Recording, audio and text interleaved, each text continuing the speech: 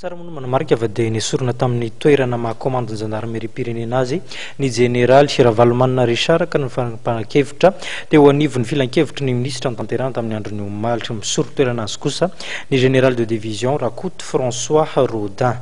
Lafim-baovao hafa tanteraka kosa indray vorolanina tetsy Ivato androany ny zanaka Antanala nasongadina tao anatin'izany moa ny momba ny fampandrosoana ireo distrika maromaro ao anatin'izay faritra Antanala izay mitoetra ny amin'iny ilany atsimo Atsinana ny Nosy.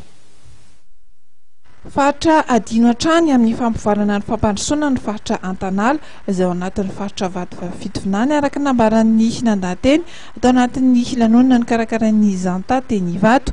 Nijoro nefa ny zanak'ity faritra ity ao anatin'ny fikambanana Zanta ary mamolavola fampandrosoana amin'ny herin'izy ireo. Misy dinikasa ny fanaovana miaraka tamin'reto ray aman-dreny reto ary efa misy programanasa maromaro iarahana manao zao mantsy aloha araka le nambarany ren'olobe tao teo dia hoe io faritany Antanala io dia faritra adino izy io hatramin'izay raha ohatra ka arahana ny tantara dia izy ny faritra niady mafy indrindra ary nitampy adino ary tsara ho fantatritsika mpiray-tandrazana ihany koa fa io faritry ny Antanala io no nandatsahan'ny Frantsay bomba tamin'ny volana avril taona 1770.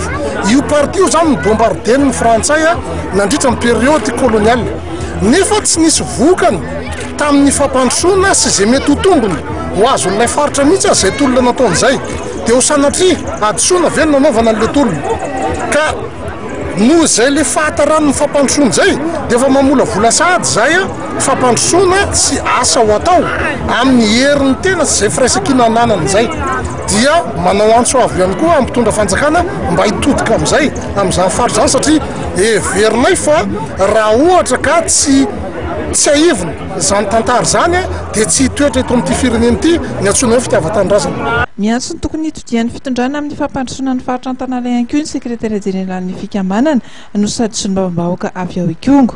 Ny voalohany indrindra aloha tokony mitombona tsara tsika ao anatin'ny fandiniana izany hoe fampandrosoana izany.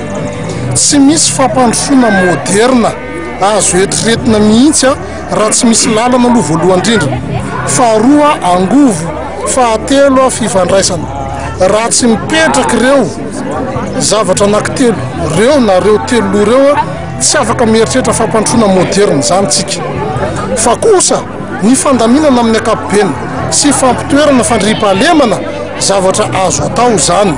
Fa le tena hoe azo fampandrosoana moderna dia tsy maintsy miainga amin'ireo zavatra anankitelo ireo ka raha manontany ianao dia tsy maintsy ireo aloha izany ny angatahana hoe fanjakana foibe samin'ny fahefana mpanatanteraka hoe amboary tompoko lalana any aminay, asio angovo any aminay ary asio fifandraisana any aminay amin'ny resaka teknôlôjia izany.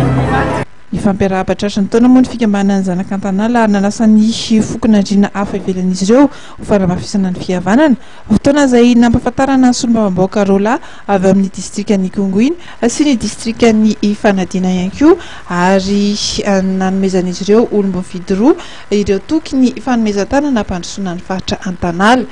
Nisy ny fizanana ny vokena amin'ny tampihavanana ary fanomezan-tsodrano avy amin'ny mpanjakana Antanala.